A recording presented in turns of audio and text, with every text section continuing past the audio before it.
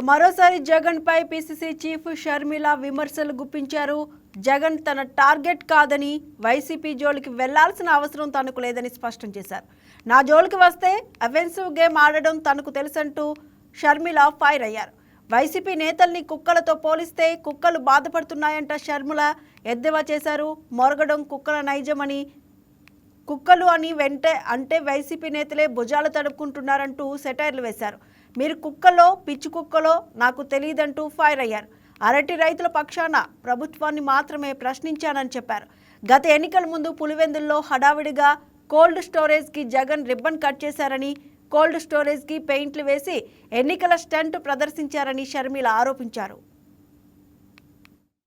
కూడా విజయమ్మ గారు ఒక లేఖ రిలీజ్ చేశారు. లేఖలో విజయమ్మ గారు స్వయంగా సంతకం పెట్టారు. విజయమ్మ గారు సంతకం పెడితే ఇక రాజశేఖర్ రెడ్డి గారి భార్యగా విజయమ్మ సంతకం పెట్టిన ఒక లెటర్ బయటకు వచ్చింది అంటే రాజశేఖర్ రెడ్డి గారిని అభిమానించే ఎవరికైనా అది సుప్రీం కోర్టు తీర్పు లాంటిది. ఇంకా దానికి తిరుగులేదు. అది రాజశేఖర్ రెడ్డి గారిని నిజంగా అభిమానించే వాళ్ళైతే. కానీ ఆ లెటర్ లో విజయమ్మ గారు చాలా స్పష్టంగా ఇక మాట్లాడకండి ఆస్తుల గురించి అని చెప్పిన తర్వాత కూడా మళ్లీ మాట్లాడుతున్నారు కాబట్టి మళ్ళీ మేము రియాక్ట్ అవ్వాల్సి వచ్చింది. మళ్ళీ మేము రియాక్ట్ అయితే మళ్ళీ మమ్మల్ని కుక్కలు అంటారా? మేము అనలేదండి కుక్కలని.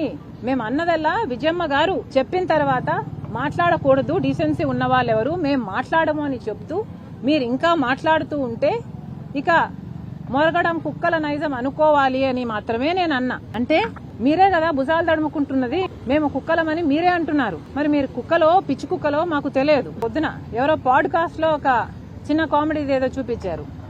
దాంట్లో అమ్మా షర్మిలమ్మ నువ్వు వైసీపీ వాళ్ళని కుక్కలతో పోల్చక తల్లి, కుక్కలు బాధపడతాయి అని ఉంది. దాంట్లో మేము అనలేదు. ఇప్పటికీ కూడా జగన్మోహన్ రెడ్డి గారు మా టార్గెట్ కానే కాదు. మేము ప్రభుత్వాన్ని ప్రశ్నించడానికి ఇక్కడికి వచ్చాం, ప్రభుత్వాన్ని ప్రశ్నిస్తున్నాం. కానీ మీరు మమ్మల్ని టార్గెట్ చేసి నిన్న వీడియో రిలీజ్ చేయాల్సిన అవసరం ఏమొచ్చిందో మాకైతే అర్థం కావటం లేదు. మీకు ఏమాత్రం వీలున్నా లేకపోతే ఇంగితం ఉన్నా ఇక్కడ అరటి రైతుల కోసం మేము వస్తే మాతో కలిసి ఇంకో మాట అరటి రైతుల కోసం మాట్లాడతారా? లేకపోతే మేము అరటి రైతుల్ని బాగు చేయడానికని మేమొస్తే మా మీద మాట్లాడతారా? ఉందా అండి మీరు చేస్తున్న దాంట్లో? మళ్ళీ మీరు ప్రతిపక్షం, అసెంబ్లీకి ఎలాగో పోరు. కనీసం నిజంగా ప్రజల పక్షాన పోరాటం